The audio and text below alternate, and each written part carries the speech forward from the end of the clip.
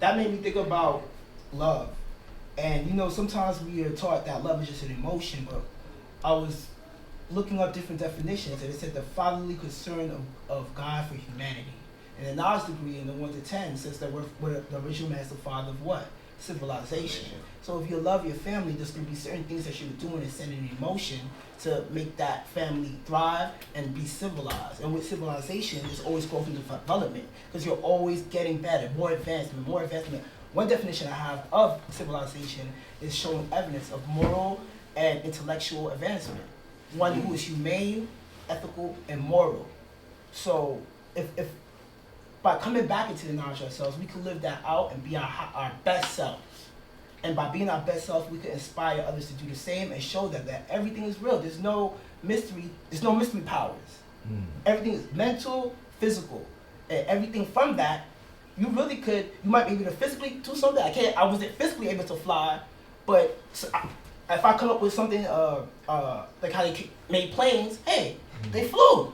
And I remember, even as a child, I remember reading a book. I'm like, yo, before I even had knowledge, I remember thinking like about reading about the Wright brothers. I'm like, yo, they made a plane. And I remember reading that people thought they were crazy, But that's the thing. The unknown becomes known through man, and that's making it what manifest. That idea bring it to existence, regardless to whom or what. And once you know yourself, all those outside noises and talks, it don't matter. Because you know yourself. The unknown don't matter if you know the known. You could work to get to what? The solution, whatever it may be, if you know yourself. You want to add on that? So, I think that goes to show right there that not everybody's going to have your vision. Because we might be able to relate ourselves to the world in different ways, but not everyone is going to be able to do that. You know what I'm saying? So that even goes into my next question was, would you see mathematics as a philosophy? No. Why is that? No. It's like I said, guys. It's not more philosophy. This is teaching you how to learn properly, how to go. This is the science of everything in life. If you don't take nothing, like this guy, if you miss a step, you see how things turn out. You know how many brothers, they got knowledge of self. It's like, man, I wish I would have had mathematics when I was younger. There's so many benefits, but I think the main benefit is, especially with the youth, is that it's going to take you through those proper steps so you don't go home, or you don't just sit in class all day, listen to the teacher. When you go home, I'm lost. Nobody can help you. It'll teach you, I need to get the knowledge, and I know what knowledge is. I know what wisdom is. I know what understand. I'll learn how to apply this to my everyday life, and I'll see how it works for me. And once you see it there, you can start applying it to everything else. But, that it's going to start you with you being educated. Because like I said, you have to learn how to learn. A lot of us get the wrong direction when we go, just go to school, and a lot of us just don't even get told to study. A lot of us we don't just get indoctrinated. Right, and when you learn, you get knowledge yourself. You learn, you have to study. If I love myself, I'm going to do what I'm going to go through. If I love myself, I'm going to go through hell for myself, and this might be the hell I got to go through right here and now. Saying like, when I first got knowledge stuff, I was like, damn, I wish I would have got this when younger. I would probably had higher grades in math. Because I could do what, the classwork, but when I take it home, I can't do the homework. I don't learn how to physically apply it. I don't get an understanding of it. I can't adapt it to my everyday walks of life. Then I can't show and prove it.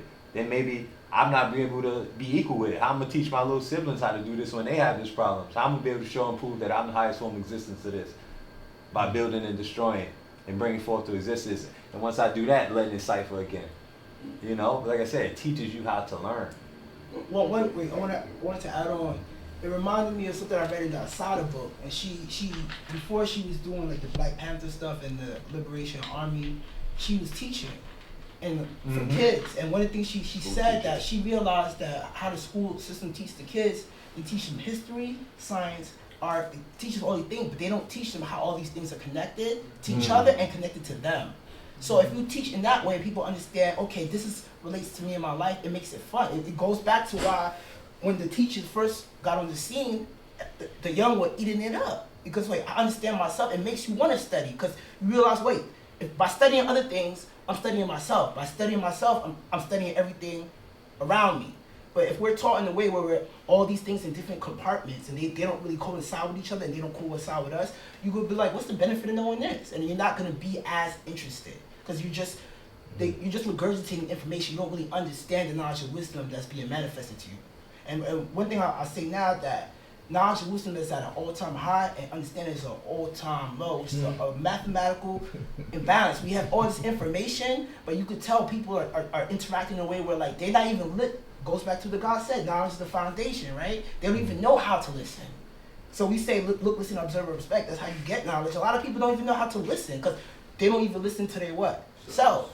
And I remember reading another book that it was a psychology book, and the brother was saying that how things are set up right now is hard. That's the hardest thing to do, is to listen to your own self. So if you can't listen to yourself, how the hell are you going to listen to anybody else? All you're really going to be doing is just following. The herd is going this way, the herd is going that way. But then now you're not in control of your reality. Your life is more so being imposed on you, even if you don't necessarily see it that way or can draw it up yet.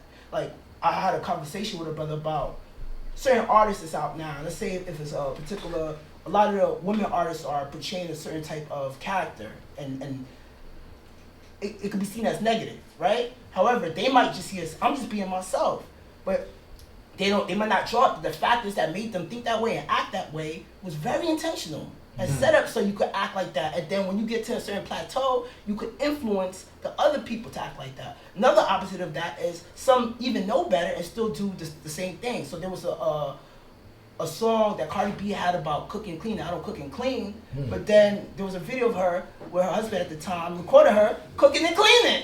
So they telling you one thing and they doing the other. I remember one time it was talking about Hot Girl Summer. And I saw this young lady and she was like, Hot Girl Summer, right? I was like, what that mean? City Girl Summer and all that. She was like, we outside, we don't care what men think, right? I said, where you got that from?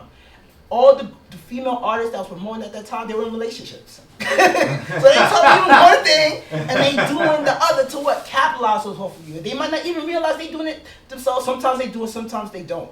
Trick knowledge. Yeah, but at the end of the day, we can't listen to nobody until we first learn to listen to our what? Selves. Dog came as you want to add on? Oh yeah. Just because I do think that's an important question that a lot of people would say when you say, is this a philosophy, right? See, a philosophy is an interpretation of the laws. You know what I'm saying? Like, there's certain laws and then certain people say, well, look, this is how you should apply yourself to that. Like, this always happens. So some people have a philosophy that, okay, when you come in, you should only be thinking for self. Or when you come in, you should be thinking altruistically. But the law is the law. So you could say that each person, right, you got a philosophy of your life, right? Like y'all teaching right now, y'all teaching how y'all teach, I teach how I teach, right? But the mathematics, this nation is of laws. And then when you go into the etymology of it, right? Philosophy, follow means love in Greek, and Sophia means wisdom. So we're not lovers of wisdom, we're lovers of knowledge. But that's what philosophers do.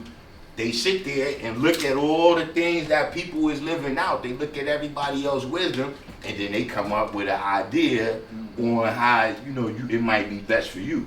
So this is not a philosophy because, like you said, we don't give people all that. We give you the law and say, look, this is the law. And if you do these things, this is gonna happen.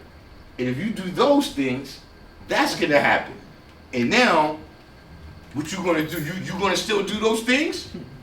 Because that's what happens, right? We all get certain lessons, and some we listen to, and some we don't. Right? And then we pay the price one way or the other, whether it's positive or negative.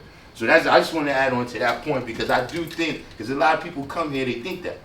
This is not a philosophy. I want to add on, just to make it simple, there's many philosophies, there's only one reality. Right. Life is going to be life regardless of whom or what. The people have their philosophies and viewpoints of life, but life is life. So when we say mathematics and science and everything in life, we're saying that everything is what? Real. People's perspectives might change, but what we're teaching is what we say the life-giving teachings. Yeah, like that. I mean, the way he said that makes perfect sense. If you look at most philosophers, then every philosopher has a quote with shit you got to figure out. They just giving you the wisdom. They're not really giving you the knowledge. Like you said, we actually give you the foundation of this so you can go about it the right way.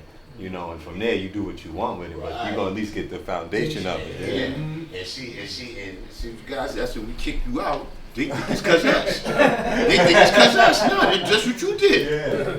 You went just according to the law. We not want your philosophy. You disqualified yourself. You disqualified yourself. 100%, God. I got 10 minutes. I don't know. Yeah, that's why you qualify and disqualify yourself by the things you say and the things you do. Mm-hmm. And if the things you say don't match out with the things you do, you know something's wrong with that picture. That's separation. Separation causes doubt. You know? That's why, you know, we say ain't no static in the attic, we deal with the truth, supreme mathematics. When you deal with that, ain't no static there. Ain't no, I don't know. Ain't no, I'm not sure. Ain't no, I believe or I think. Now itself talk about knowing. Knowing, not believing. God said kill all religion. We not religious. Ain't nothing religious about this. This is about self-improvement, self-worth. If you don't make it happen, it ain't gonna happen. If you sit up at home and wait for a mystery, you know what's gonna happen. Nothing, because nothing don't exist. So it gotta be something. So that means you gotta do something to make something happen in your life. If you don't, you be sitting like this damn wall, stuck. Ain't moving, just some substance, matter, taking up some space. You know? So that's why, you know, you gotta be productive. You gotta be consistent. You gotta be real. Look, everything is real, right? So if you don't do what you say, you ain't who you thought you is. So, Gotta get him to do a video on the folks, God. You know, static in the attic. We deal with to add on, mathematics. if you look at a few definitions of life, is in a state of existence, active and thriving, in a state of motion. So anytime, if those attributes are coincide with life, anytime that we're not being productive, anytime we're not adding on, anytime we're not putting things in motion, we're going in disaccordance with mathematics. Like the guy said, you're just taking up what? Space. You just pass it. You know what I mean? Yeah. And matter is anything that has weight and takes up space, right? But through your mind, you can make what matters to you, you can make something what? Materialize. You can bring it into a physical existence, which is the science of taking things from what? Knowledge to going through the steps and stages, not skipping anything. And the main thing is being real with your what? Self. Self first and foremost. Because if you're not real with yourself, you're only going to sabotage your own self. Right? So once we're real with ourselves, when we see reality, we have the power to accept or change. But the first aspect is just being real with the totality of all things that we're dealing with at that current moment. And then understanding our relationship to everything else after that. That's why in that knowledge build degree it says the knowledge of self, and then after that says the science of everything in life. Then it says love, peace, and happiness. I see that. I'm saying because the reason why I asked this question is because like my definition of philosophy is a study of particular thought patterns, right? And with these thought patterns, you have like things like morality, you have things like ethics, and it's all to ask the questions of what exists, right? That would be like metaphysics, right? Because there's four branches of philosophy, right? There's metaphysics, which deals with like what exists, right? So like what is a chair, right? What is self? What is consciousness? What is a sun? What is a shirt? And then there's ethics, which is, you know, how should we live? How should I live? There's logic, which is like reasoning. And then there's also epistemology, which is how do we know what we know, right? So even though this is the chair, like what makes it a chair? And I'm saying, like, how do we know that the black man is the original man? Anthropology, right? Like the second point, what we teach that black people are the fathers and mothers of civilization, right? So it's through us doing the knowledge to history of geographical location that we can see that, the original man has been here for X, Y, and Z amount of years, and there was no other people around. Mm-hmm. You know what I'm saying? So it's not a question, it's not really a mystery. You can just show and prove with an answer. You know what I'm saying? So the reason why I brought it up is because mathematics could be looked at like as a philosophy because of how we build, right? So like, what was the second principle you said again? I built on, I said metaphysics and I said ethics. Right. See, you all got different ethics. Yeah. So see, that's what lets you know that this is not a philosophy. This is the law, right? And if you do this, this will happen. If you do that, that will happen. Everyone of us in here probably got different ethics. If we go ask your wisdom, right, what you into, right, we'll find that we got different ethics, God. You understand what I'm saying? So that's what I'm saying. That's the separation. I'm not disagreeing with what you're saying. I'm just saying that's why I've always been adamant that this is not a philosophy, right? This is the law, and then we all have our philosophy of how we live this out. Yeah, and that's basically the idea that I was getting to. You know, like we may use that we use mathematics to philosophize, which makes our ideas, our thought patterns right and exact. Because we deal with the objectivity of things, right? We put the knowledge first, right? It's not how I feel about it, it's not about how I interpret it. Like what happened? Give me the facts first. And then we can start deal with the situation. Like whenever I'm with my kids and something happens, they're like, you know, like when you deal with kids and like something happened, like they're all like out of breath and like they're all jumpy and they're yelling. I'm just like, yo, bro, chill out, take a minute.